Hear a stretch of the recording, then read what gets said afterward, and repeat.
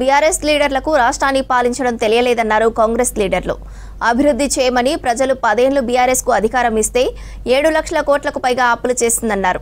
మళ్ళీ ఏ మొహం పెట్టుకుని జూబ్లీహిల్స్ బైపోల్లో ఓట్లు అడుగుతున్నారని విమర్శించారు. జూబ్లీహిల్స్ ఉప ఎన్నికలో గెలిచేది నవీన్ యాదవే అన్నారు. 10 ఏళ్ల బీఆర్ఎస్ పాలనను 2 ఏళ్ల కాంగ్రెస్ పాలనను జనం చూశారన్నారు హస్తం లీడర్లు.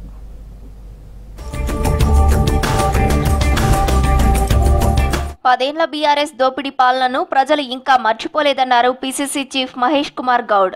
జూబ్లీహిల్స్ ఎన్నికల్లో మద్దతు ఇవ్వాలని కోరుతూ టీజేఎస్ అధ్యక్షుడు కోదండరాంను కలిశారు పీసీసీ చీఫ్. జూబ్లీహిల్స్ ఉప ఎన్నికల్లో కాంగ్రెస్ పార్టీకి మద్దతిచ్చారు కోదండరాం. ప్రజలు ఇచ్చిన హామీలను అమలు చేస్తున్నామని చెప్పారు మహేష్ కుమార్ గౌడ్. కనీసం 50,000 మెజార్టీతో జూబ్లీహిల్స్ సీటును కైవసం చేసుకోబోతున్నామన్నారు. వీరందరి మద్దతుతో పాటు ప్రభుత్వం ఇస్తున్నటువంటి అభివృద్ధి సంక్షేమం డెఫినెట్గా మా విజయానికి దోహదపడుతుంది.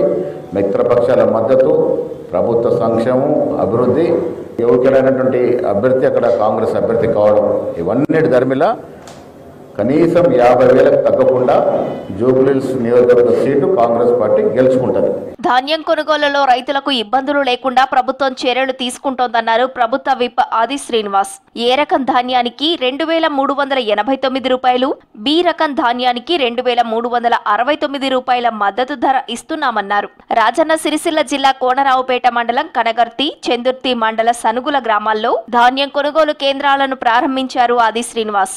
2014లో మన తెలంగాణ వచ్చిండ్రు, మన ఇంట్లో కూడా ఎదిగినాక 2 కోట్లు వేరు వస్తాం. 78,000 కోట్ల అప్పు ఉంది. దాని మీద వడ్డీ అసలు 6,000 కట్టుకో సంవత్సరానికి అని చెప్పి మనకి ఇచ్చిన సందర్భం ఆనాడు. సంవత్సరానికి 80,000 ఇంచుమించు మనకు వడ్డీకే పోతుంది. అయినా ఎక్కడ కూడా ఇబ్బంది పడకుండా అన్ని అమలు చేస్తా ఉన్నాం. ఆడతలు ఆర్టీసీ బస్సు ఎక్కువ ఉచిత ప్రయాణం అని 200 యూనిట్లు కరెంటు కాల్చుకుంటే ఏ ఊర్లో కూడా 90% కరెంటు బిల్ కడతలేదు. అంతకుముందు 8వ తారీఖు 12వ తారీఖు ఏం చేసింది ప్రభుత్వం వచ్చిన తర్వాత కొందరికి కూడా మనం చెప్పాల్సిన అవసరం ఉంది. జూబ్లీహిల్స్ ఉప ఎన్నిక కాంగ్రెస్ పార్టీ అభ్యర్థి నవీన్ యాదవ్ నామినేషన్ ను రిటర్నింగ్ అధికారులు ఆమోదించారు. 3 సెట్లను ఆమోదం పొందినట్లు తెలిపారు నవీన్. తన నామినేషన్ పై బీఆర్ఎస్ సోషల్ మీడియా తప్పుడు ప్రచారం చేసిందని ఫైర్ అయ్యారు. తాను ఎవరి పర్సనల్ విషయాలపై కామెంట్స్ చేయదలుచుకోలేదన్నారు. నియోజకవర్గ అభివృద్ధి ధ్యేయంగా పనిచేస్తానన్నారు నవీన్ యాదవ్. ఫీల్ చేయలేదని అంత క్లియర్ గా కనపడుతుంది. ఆరో గారు చెప్పినారు, అది యాక్సెప్ట్ అయిపోయింది మా నామినేషన్.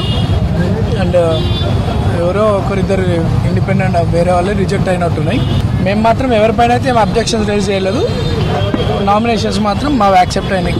వాళ్ళే మా మీద ఏదో ఫాల్స్గా ఏదో అబ్జెక్షన్ రైజ్ చేసినారు, అది యాక్సెప్ట్ చేయలేదు.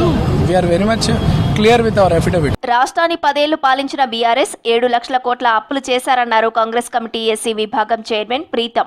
అడ్డగోలుగా ట్విట్టర్ టిల్లు మాట్లాడుతున్నారని మండిపడ్డారు. 10 ఏళ్ల బీఆర్ఎస్ పాలనను 2 ఏళ్ల కాంగ్రెస్ పాలనను ప్రజలు గమనిస్తున్నారన్నారు ప్రీతం. మీరు ఎక్కడ మీరు దేనికి మీరు ఏం చేసిరని మీరు 7 లక్షల కోట్ల అప్పులు చేసినందుక 10 సంవత్సరాల్లో మీరేం చేసిర్రు? ఈ 2 సంవత్సరాల్లో మేమేం చేసినాం? సిద్ధంగా ఉన్నాం, మాట్లాడడానికి సిద్ధంగా ఉన్నాం. తప్పు చేస్తే మీ ప్రతిపక్ష నాయకుడిని తీసుకొచ్చి అసెంబ్లీలో నిల్చోబెట్టి మమ్మల్ని కడగండి, మేము సిద్ధంగా ఉన్నాం. రాష్ట్ర ప్రభుత్వం చేస్తున్న అభివృద్ధిని ప్రతిపక్షాలు జీర్ణించుకోలేకపోతున్నాయన్నారు హస్తం లీడర్లు. అభివృద్ధిని ఓర్వలేకనే ప్రభుత్వంపై తప్పుడు ప్రచారాలు చేస్తున్నారని మండిపడ్డారు.